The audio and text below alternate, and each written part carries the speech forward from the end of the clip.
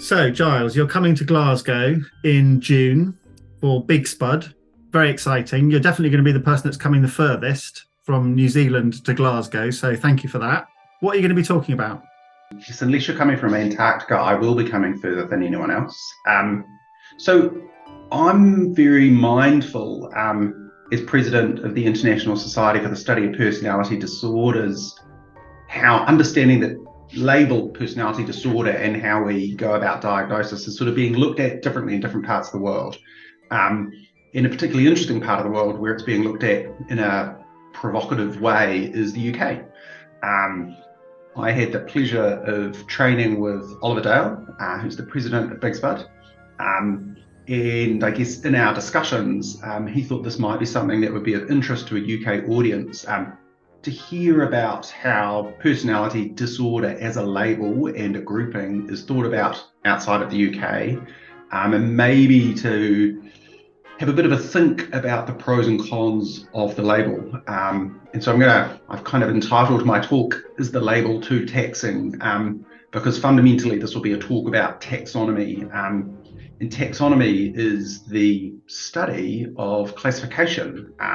So it comes from two Greek words, taxis, which means to arrange, and nomos, which is the law. So it's the law of how we arrange stuff as taxonomy. And we're very interested in that in medicine generally. And the reason for that is we group things together in order to study them. And that's sort of where the science bits of medicine comes from. How have we ended up then with this term personality disorder? Where did it come from? Yeah, no, that's a really interesting question. People have been interested in personality forever. So if you go back to Hippocrates, that's an interesting slip of the tongue. Hippocrates, back in Greek times, he felt that the humours, the bits of your personality, fundamentally led to illness, and all illness was based on personality. And that idea was expanded by Galen, who's probably the greatest ancient physician, and has been held as a part of the Western tradition of medicine for a long time. In more modern times, concepts of personality have initially been kind of reborn and thought through by psychologists, essentially working with normal populations, so interested in understanding personality normally. And as psychiatry sort of developed itself into a profession, psychiatrists became interested in concepts of personality in the way of people having their best lives. And unsurprisingly, doctors label things disorders or diseases, and so the diagnosis of personality disorder became labelled in that way, if you like. It's a term that's been around since the 1920s or 30s, depending on who you believe. And the term borderline personality disorder has been around from the 50s or 60s. And that term came to prominence with a very famous American analyst who's a doctor called Otto Kernberg, who really brought this concept of a borderline personality organization, is what he called it, to light.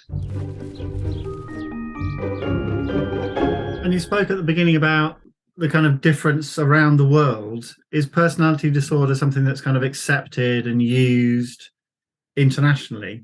Yeah, absolutely. And in this case, and one of the reasons, hopefully, I can be a bit provocative in a sensitive way, is to help people in the UK to hear about how it's used elsewhere.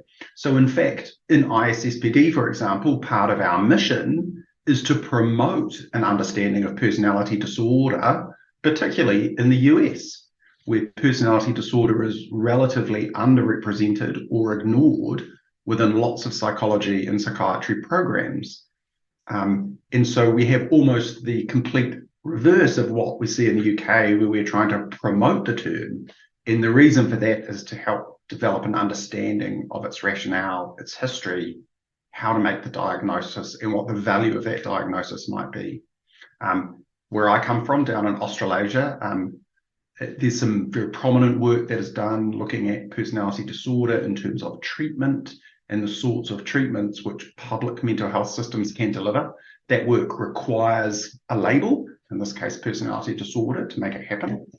In other places of the world, like Europe, for example, There's some really excellent work being done in Germany by Martin Bohos, who looks at personality disorder and trauma, and by others, for example, Professor Herpitz and Professor Kaz, looking at things like what goes on in your brain if you happen to carry this diagnostic label.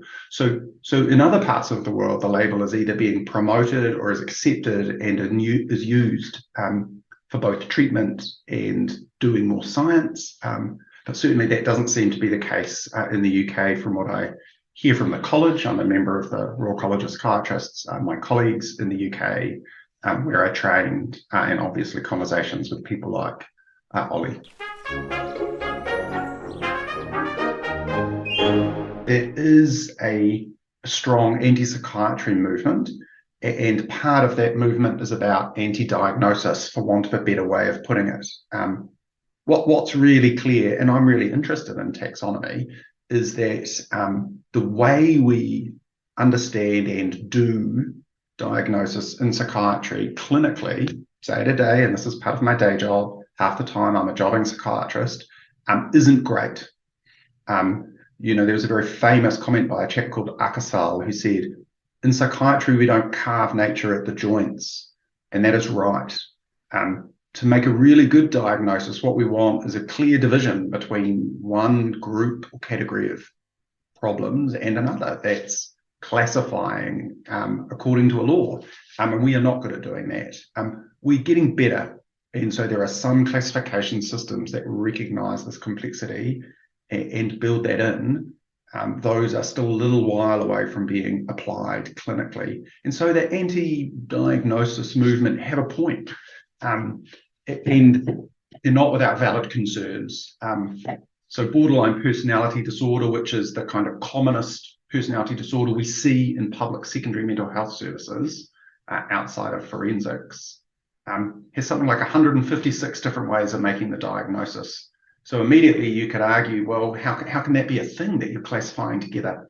And that's a fair comment. If we look at something like mild alcohol use disorder, you get more like 1,028 different combinations of symptoms we can have to make the diagnosis. So obviously there are problems in terms of the way we categorize things. And if you look at the prevalence of diagnosis, so how much of a diagnosis exists in society, for example, for some psychiatric classifications, you see really broad differences, like more than 15 or 16-fold across the world, which suggests that groups of psychiatrists or diagnosticians are doing different things at different places. And so I think the anti-diagnosis concept or movement, I don't think that's without valid concerns. I guess the balance, the other side of that is, what does the diagnosis offer? How does the diagnosis help us in terms of science? How does the diagnosis help us in terms of treatment and understanding? And I guess that's the kind of the balance I want to be thinking through, hopefully in a conversation at BIGSPD, both in my talk and with the people who are there. So that's the kind of interesting thing for me. What do we gain if we lose the diagnosis? What do we lose if we lose the diagnosis?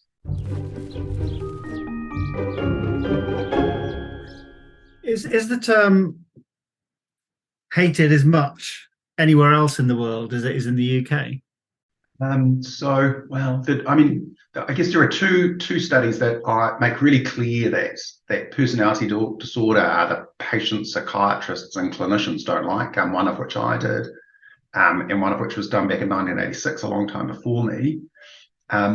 There is qualitative research that suggests the term personality disorder means clinicians think patients are more difficult, more challenging, harder to work with.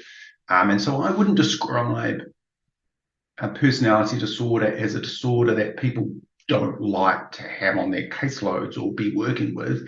Rather, it offers particular challenges. And so you need to understand and be trained to think about how to help people with those challenges. And you need to understand some of the basic what's going on and some of the science to be able to practically be useful. Certainly back in the dark ages when I trained and was in the UK, I saw people in significant psychosocial distress with very serious problems seeking help, who received the label of personality disorder and were summarily discharged. And I think probably one of the reasons my career has taken the direction it has is because that felt wrong to me. Surely our job as mental health professionals is to think about how to help people with their psychosocial distress. And as I say to my patients routinely, there are two experts in this room, and I'm the expert almost certainly when it comes to science and the treatment of mental health problems, and you're the expert on you. In 6 months, in a year time, only one of us gets to decide if this has been useful, and that's not me. And so kind of understanding that balance, what we bring and how we understand that's super important. And that foundationally has something to do with diagnosis and how we go about understanding. So how do you see that developing? Let's say 20 years' time, how do you think psychiatric diagnosis is? What's it going to be looking like? I think that's a really interesting question. So what I hope we have is a dimensional system. For people who kind of like technically stuff, go look up HITOP. It's all in capitals except for the I, HITOP. It's a group of very, very clever, both clinicians, but mostly academics, mostly based in the US, looking at building a structure to understand personality and psychopathology, so that the symptoms in the mind, in a way that actually is valid, consistent, reliable. And that model looks really good to me. My hope in 20 years' time is we have a useful diagnostic categorization that will look something like that. And we see it heading in that direction in some ways at the moment. So if we look at the AMPD, which is the alternative model of personality disorder in DSM-5, if you look at the new way personality disorder is diagnosed in ICD-11, both of those use a dimensional framework. So rather than saying we have a category, they say there is a dimension here, and when it becomes problematic, then it becomes something to look at. And that kind of makes sense. If your personality works for you, why would you come see me? And so that's much closer to what real science is like, I think. And I think will enable us to be much more targeted in our interventions. So the natural follow-on from having a dimensional model of personality and psychopathology will be what I think will be kind of like unit blocks of treatment. So rather than saying we have, this three-letter acronym treatment for this three-letter acronym personality disorder or something like that, what we'll say is that we have this mode of treatment, this box of interventions that might be medicine or might be therapy that helps people with things like interpersonal distress, or dysexecutive cognitive problems. And those problems may line up in a myriad of ways that we understand under different groupings. So it might be a bit more complicated, but hopefully it will be a lot more effective. If people are coming along to hear you talk at the conference, what one paper would you suggest they read before they do? So there isn't one paper that immediately springs to mind. And the reason for that is that there is a really broad array of understanding of what makes up a psychiatric diagnosis and the diagnosis of personality disorder, and commentary about the most talked about personality disorder, which is borderline personality disorder.